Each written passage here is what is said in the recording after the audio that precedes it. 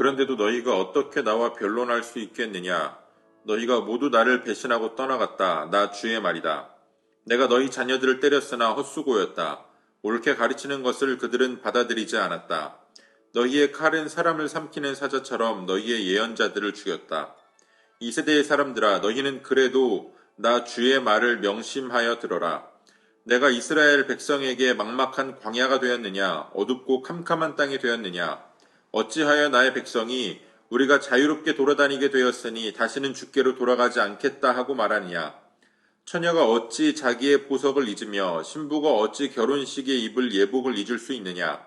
그런데도 나의 백성은 이미 오래전에 나를 잊었다. 얼마나 오래되었는지 셀 수도 없구나.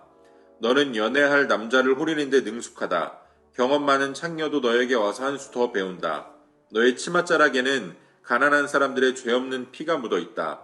그들이 담을 뚫고 들어오다가 너에게 붙잡힌 것도 아닌데 너는 그들을 죽이고서도 나에게는 아무런 죄가 없다. 하나님이 진노하실 일은 하지 않았다 하고 말한다. 내가 이렇게 죄가 없다고 말하기 때문에 내가 너를 심판하겠다. 외세가 유다를 구해낼 수 없다. 간에 붙었다 쓸개에 붙었다 하더니 너는 어쩌면 그렇게 지조도 없느냐. 그러므로 너는 아시리아에게서 수치를 당했던 것처럼 이집트에게서도 수치를 당할 것이다. 너는 거기에서도 두 손으로 얼굴을 가리고 나올 것이다. 내가 의지하는 것들을 다 죽어버렸으니 그들이 너를 도와주어도 네가 형통하지 못할 것이다. 아멘. 7월 10일 월요일 오늘의 매일 성경 본문 말씀은 예레미야 2장 29절로 37절까지의 말씀입니다. 하나님은 이스라엘에게 여러 차례 선지자들을 보내서 그들로 하여금 죄로부터 돌이킬 수 있는 기회를 주셨습니다. 그러나 그들은 듣지 않았고 하나님께로 돌이키기를 거부하였습니다.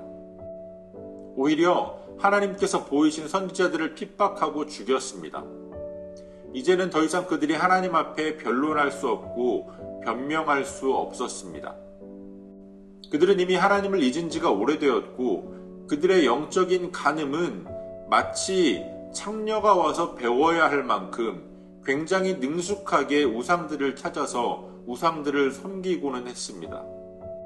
영적인 간음과 더불어서 그들에게 있어서 공의와 정의도 사라진 지 오래되었습니다.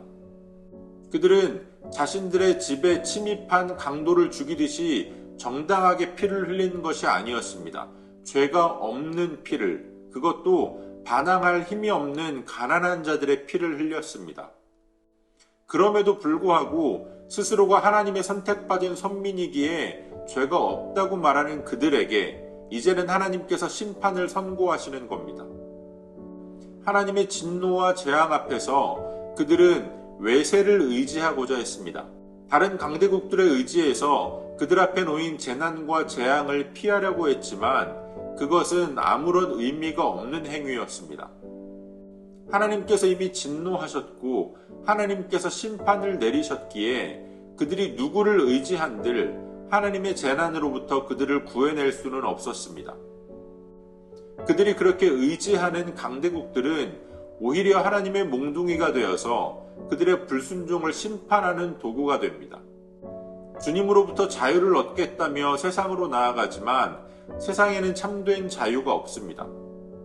오늘 우리의 삶에 하나님의 진노로 인한 재앙이 임한다면 우리가 해야 할 일은 의지할 사람을 찾는 것이 아니라 하나님께로 돌이키는 겁니다. 우리의 죄악으로부터 떠나는 겁니다. 스스로 교만하여져서 죄를 지으면서도 죄가 죄인지 깨닫지 못하고 결국에는 심판에 이르렀던 이스라엘의 모습을 통해서 오늘 우리의 모습을 돌아보기를 원합니다. 하나님의 말씀은 오늘도 우리를 깨우쳐 주시고 있고 우리의 죄를 깨닫게 하시고 있고 우리로 하여금 하나님께 돌이킬 수 있는 기회를 주십니다.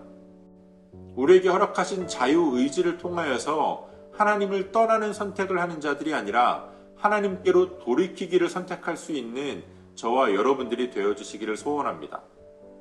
오늘도 우리에게 주신 본문의 말씀을 몇 차례 더 읽으시면서 여러분들에게 개별적으로 깨닫게 하시는 하나님의 말씀을 묵상하시고 각자의 기도로 오늘의 묵상을 마치겠습니다.